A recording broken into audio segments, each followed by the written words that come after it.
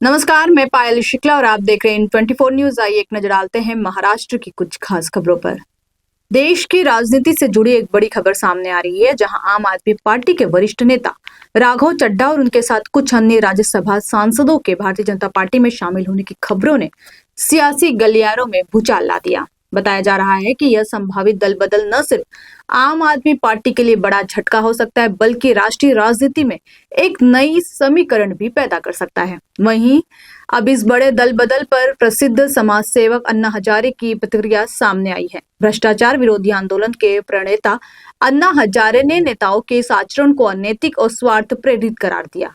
अहिल्यानगर में मीडिया से बातचीत करते हुए अन्ना हजारे ने कहा कि पार्टी छोड़कर दूसरे पार्टी में शामिल होना किसी भी दृष्टि से उचित नहीं है। उन्होंने कहा, अपनी व्यक्तिगत जरूरतों और स्वार्थ के लिए राजनीतिक दल बदलना सही बात नहीं है। यह हमारे लोकतांत्रिक मूल्यों के खिलाफ है।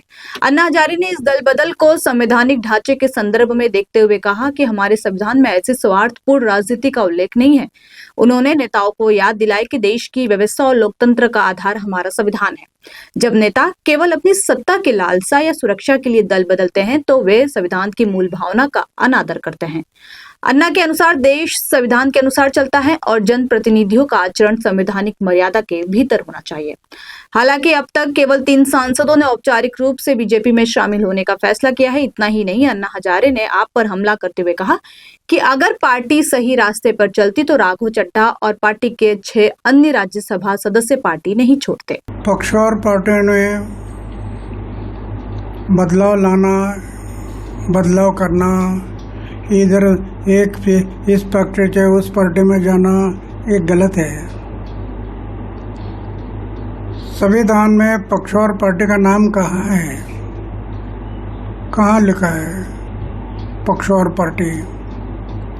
हम अपने स्वार्थ के लिए इधर से उधर जाते हैं, उधर से इधर आते हैं और पक्ष बदल कर देते हैं। ये ठीक नहीं है। संविधान में लिखा नहीं, देश हमारा चल रहा है संविधान के आधार पर।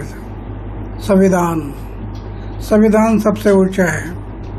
संविधान में कहाँ लिखा है पक्ष और पार्टी है?